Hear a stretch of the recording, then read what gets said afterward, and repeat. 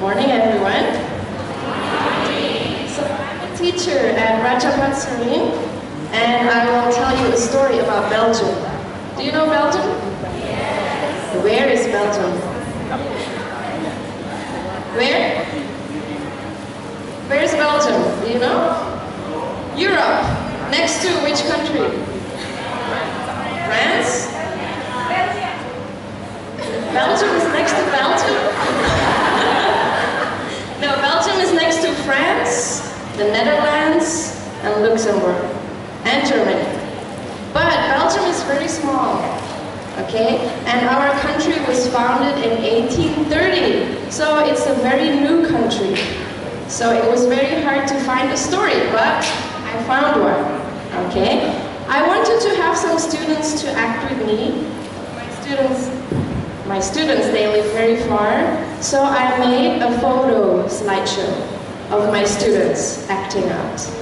Okay? So can we have the lights shut up?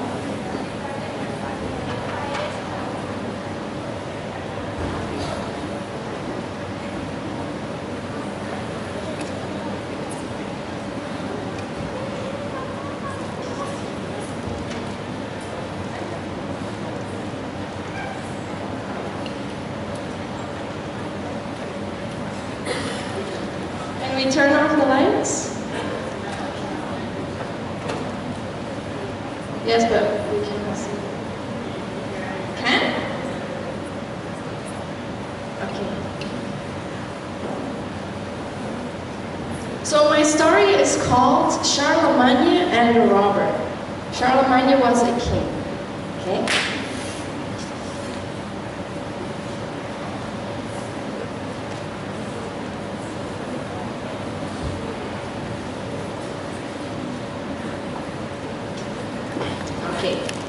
So, once upon a time there was a king. His name was Charlemagne. He had a very big castle in Belgium in which he really loved to live, because from his castle he could see the mountains, the river, and the hills. One evening he was sleeping. He was in a very deep sleep. An angel came to his dream. The angel was wearing a very beautiful dress, pretty clothes, and around her head was light. While approaching the bed of the sleeping king, the angel said, "Wake up, king! Wake up and get dressed. Take your helmet and sword. You have to rob something of yourself, of your kingdom." Charlemagne woke up in shock. The dream, it was kind of strange, because it seemed so impossible for a king to be commanded to be a robber. So he went back to sleep.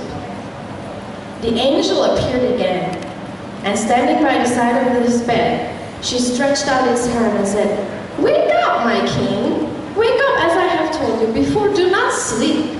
Get yourself into the forest and steal from your kingdom. You will resent it forever if you disobey my words." Suddenly, the angel was gone. Charlemagne woke up from his sleep and rose from his bed because he didn't dare to disobey the words of the angel. But he felt the mission was kind of strange for a king, because why should he rob? He can ask to have something. It's all his. But he didn't want to disobey, so he put on his helmet and went to the hallways. When he passed along the halls, all his knights were asleep. Even the stable guard was asleep. The only creature awake was his horse. The horse neighed loud and long at the approach of his master. He mounted his horse and rode out of the castle. He rode into the dark forest, saying to himself, "It is the will of the Lord that I rob this night. But as I am a little bit confused, I shall gladly meet Albagast." Albagast is a famous thief who lives in the forest. I'm sure he could help me. Wondering what he was going to do and how he was going to rob, the king entered the dark forest. Then suddenly, by the feeble light of the moon, there was a knight approaching him. the knight also seemed to have approached Charlemagne, for he ran forward, and soon they stood facing each other. The strange knight, as you can see, was clothed in black armor from head to foot. He rode a black horse covered with a black cloth. He looked at the king as if he wanted to know who it was so late at night in the forest.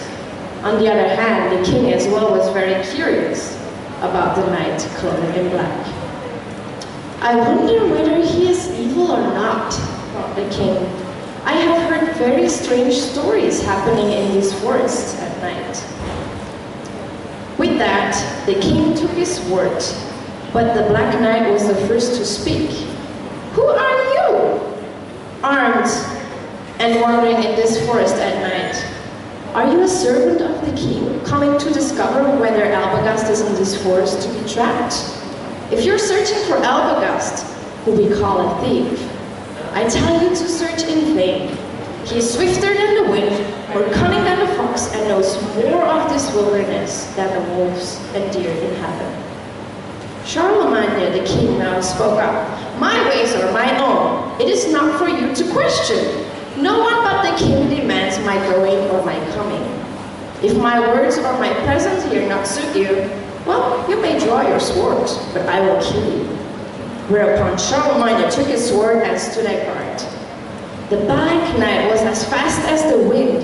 His own sword flashed in the moonlight, and the two were soon in desperate battle. Blow after blow was delivered by the emperor, and was returned by force with the Black Knight. At last, the king struck Charlemagne so fiercely upon the helmet that his own sword fell in pieces, and he stood defenseless before the king. I don't want to kill a defenseless man, said Charlemagne to the knight, but you will declare yourself, or I shall kill you as you stand. The Black Knight replied, Sir, I am thief Albogast. I have lost all my property, and the king has driven me away of my country. I find my living by stealing and robbing. Now do with me what you want. Ah, said Charlemagne, if you are really the thief Albogast, who can help me with my robbery, then please help me, because only this night I will be a thief as well. So, do you know anyone who we can rob? Can we rob the king? No, I will not rob the king, said Albogast, because even though he has taken my property and banished me from my home, I shall not hurt his kingdom. I only rob those who I don't like, who take money from people. Charlemagne was very happy hearing that, because, you know, a knight who has respect for him. And the knight also didn't know that he was the king, because he was wearing a helmet. Then he spoke, do you know then anyone who we can rob tonight? Well, there is Count Egeric, who we can rob. I have heard that he has plotting against the king. So, let's go there. I was on my way already. Lead on, said Charlemagne. We will lighten him of his load. Soon they reached the Count's castle. Albogast broke a hole in the wall, crept through, and told Charlemagne to follow him. They soon found themselves in the Count's room. The Count, who was a light sleeper, heard this noise and said to his wife, Wife, honey, I hear a noise of someone coming into the house.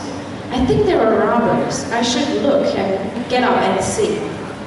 He stood up, lit a torch, and searched in every room and hall in his house. But the king and Albogast had already slipped under the bed of the Count, so the Count couldn't find anyone. He went back to his room, not knowing that they were already under the bed. The Countess said to her husband, My dear husband, there were no robbers in the house as you have found. I think it's just mind, because you're stressed about something and think you have a plot. Could you tell me? Maybe I can help you. The Count replied to his wife, Since tomorrow is the time of the purpose I have in mind, I don't hesitate to tell you, but me and 12 kings, we have sworn to murder the king. He has forbidden us to make camps on the roads and take toll of passers-by. Nobody knows of our intention though, so please keep it a secret.